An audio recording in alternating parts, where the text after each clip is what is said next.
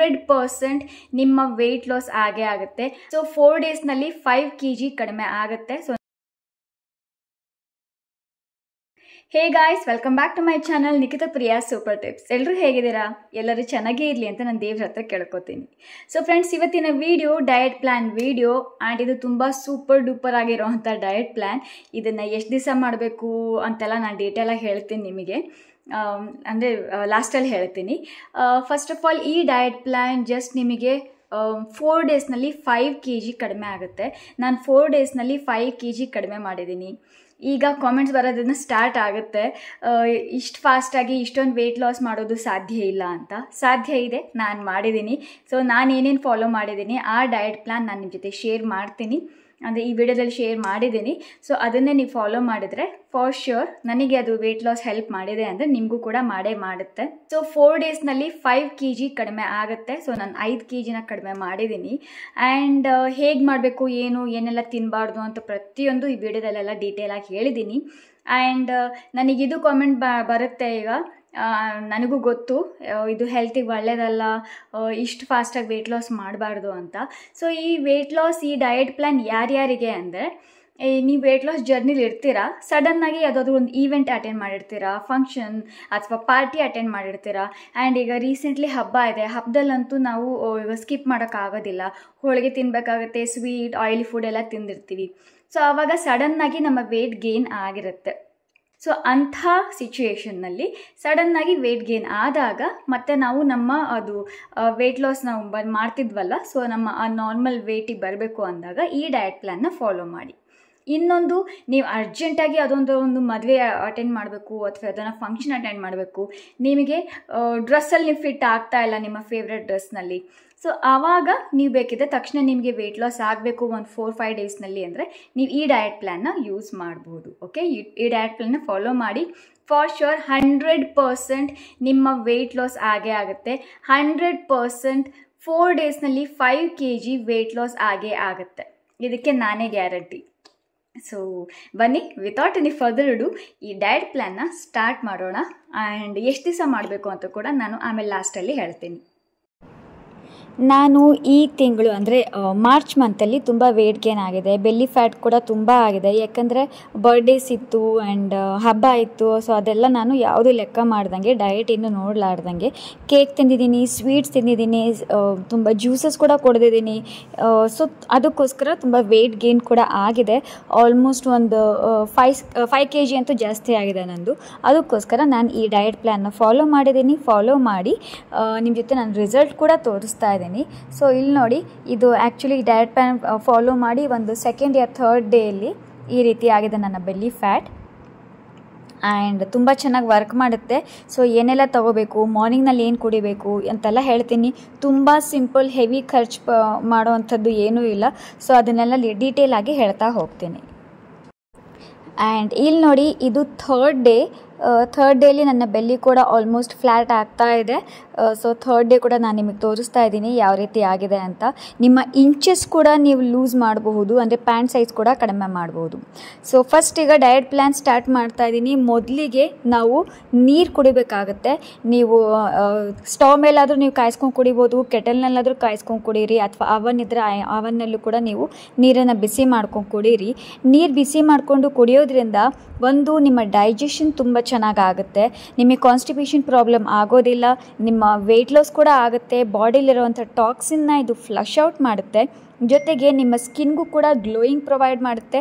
And ನಿಮಗೆ ಹೆಲ್ತ್ಗೂ ಕೂಡ ತುಂಬ ಬೆನಿಫಿಟ್ಸ್ ಹೋಗುತ್ತೆ. ಜಸ್ಟ್ ವೆಯ್ಟ್ ಲಾಸ್ ಅಷ್ಟೇ ಅಲ್ಲ, ಬೇರೆ ಹೆಲ್ತ್ ಬೆನಿಫಿಟ್ಸ್ ಕೂಡ ಇದು ಕೊಡುತ್ತೆ. ಓವರಾಲ್ ನಿಮ್ಮ ಈ ಹೋಲ್ ಡಯಟ್ಗೆ ತುಂಬ ಚೆನ್ನಾಗಿ ಹೆಲ್ಪ್ ಮಾಡುತ್ತೆ. ಸೊ ಇದಕ್ಕೇನು ಹಾಕೊಳ್ಳೋ ಅವಶ್ಯಕತೆ ಇಲ್ಲ, ಜಸ್ಟ್ ಬಿಸಿ ನೀರನ್ನು ಕಾಯಿಸ್ಕೊಳ್ಳಿ ಆ್ಯಂಡ್ ಸಿಪ್ ಮಾಡಿ ಕುಡಿತಾ ಇರಿ. ಒಂದು ಅರೌಂಡ್ 250 ml ಅಷ್ಟು ನೀರನ್ನು ನೀವು ಕುಡಿಬೇಕಾಗುತ್ತೆ.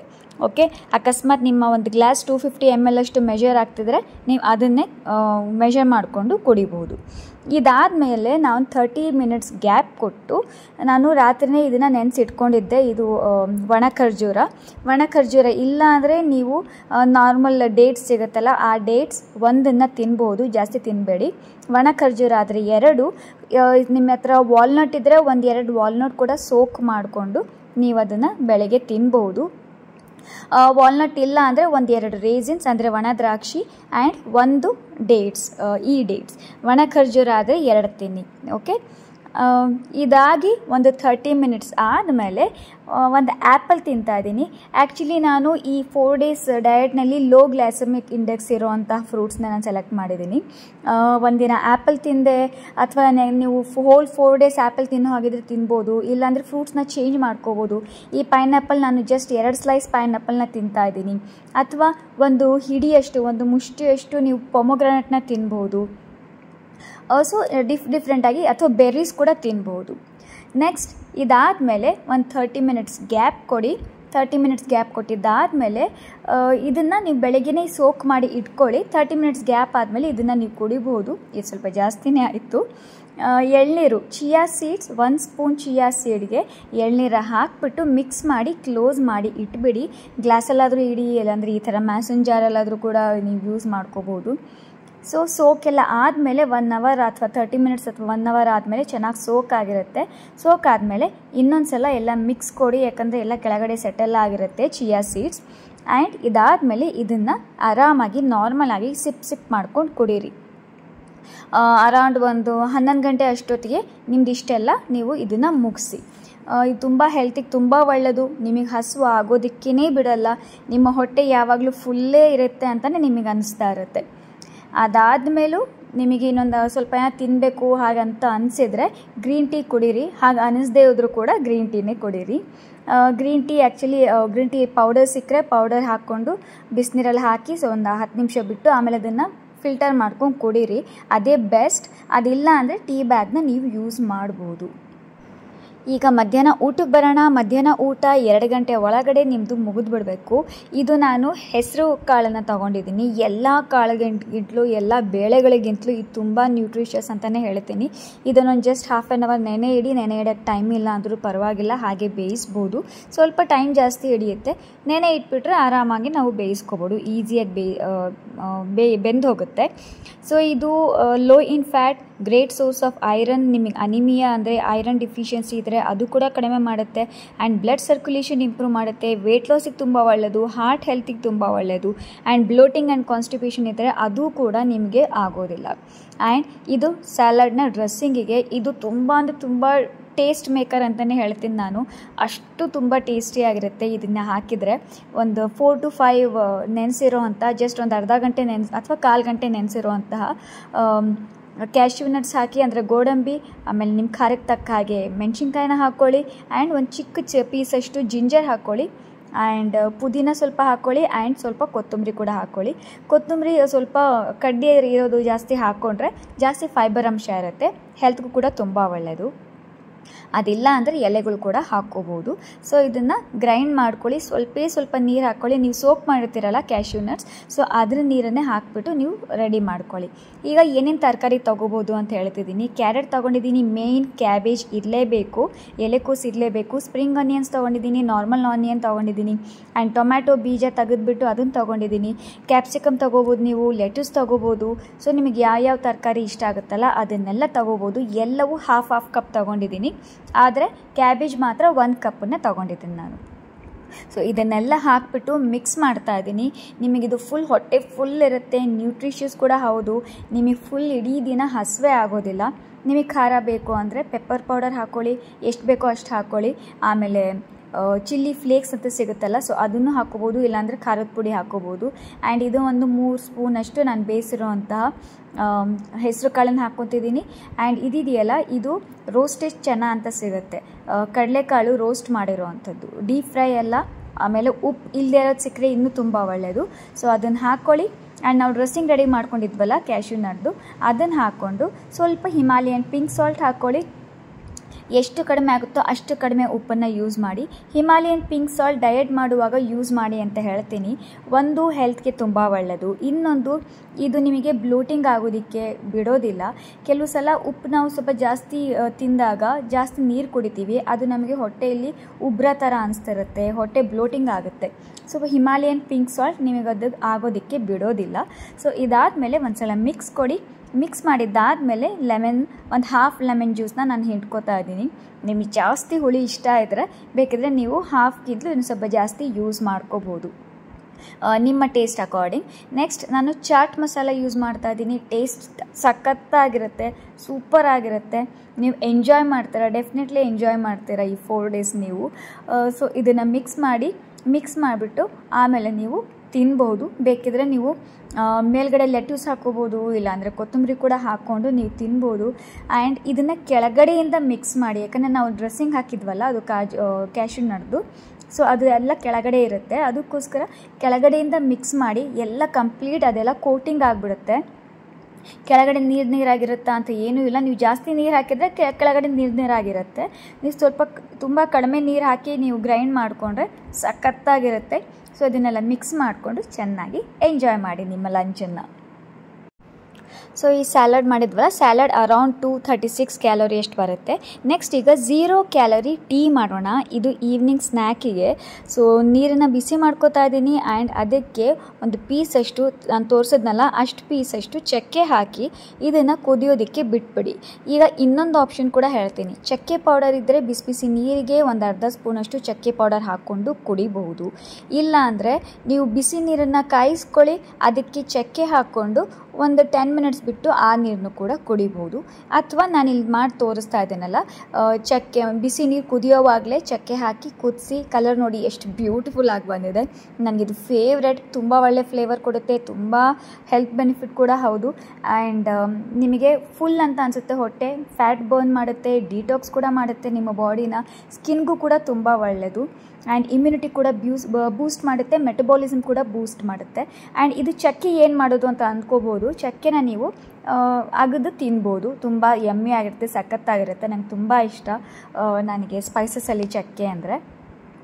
ಸೊ ಇದಕ್ಕೆ ನೀವು ಲೆಮನ್ ಕೂಡ ಸ್ಕ್ವೀಸ್ ಮಾಡಿ ಕುಡೀರಿ. ಇದನ್ನು ನಾನು ಸ್ಕಿಪ್ ಮಾಡಿಬಿಟ್ಟಿದ್ದೀನಿ ಅದನ್ನು. ಸೊ ಲೆಮನ್ ಸ್ಕ್ವೀಸ್ ಮಾಡಿ ಕುಡೀರಿ, ತುಂಬ ಒಳ್ಳೆಯದು ಲೆಮನ್ ವೆಯ್ಟ್ ಲಾಸಿಗೆ. ಇದ್ರ ಜೊತೆಯಲ್ಲಿ ನೀವೊಂದು 5 ಬಾದಾಮಿ ತಗೊಳ್ಳಿ.